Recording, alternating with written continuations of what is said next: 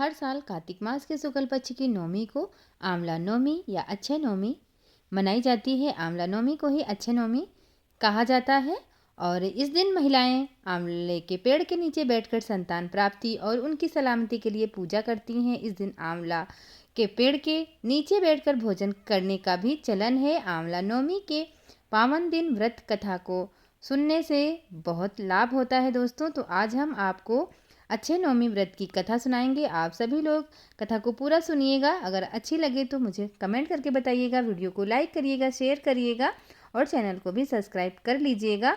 तो आंवला नवमी की कथा कुछ इस प्रकार है। काशीनगर में एक निसंतान धर्मात्मा वैश्य रहता था।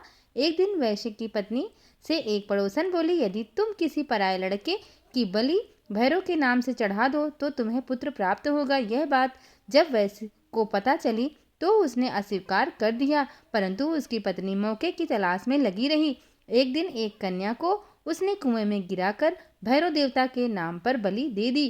इस हत्या का परिणाम विपरीत हुआ। लाभ की जगह उसको हानि हुई। उसके पूरे बदन में कोढ़ हो गया तथा लड़की की प्रेत आत्मा उसे सताने लगी। वैश्य के पूछने पर उसकी पत्नी ने सारी बात बता दी। इस पर वैश्य कहने लगा, गौवध, ब्राह्मणवध और बालवध करने वाले के लिए इस संसार में कहीं जगह नहीं है। इसलिए तू गंगा तट पर जाकर भगवान का भजन कर तथा गंगा में स्नान कर, तभी तू इस कष्ट से छुटकारा पा सकती है। वैश्य की पत्नी पश्चाताप करने लगी और रोग मुक्त होने के लिए माँ गंगा की शरण में चली गई। तब गंगा ने उसे कार्तिक शुक्ल पक्ष की नौमी तिथि को आंवला के वृक्ष की पूजा करने, आंवले का सेवन करने की सलाह दी थी, जिस पर महिला ने आंवले के वृक्ष के नीचे पूजा पाठ किया।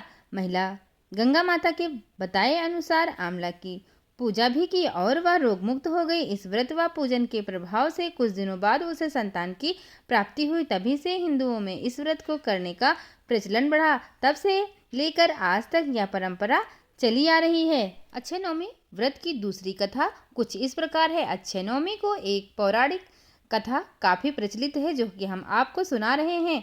दक्षिण में स्थित विष्णुकांची राज्य के राजा जयसेन थे।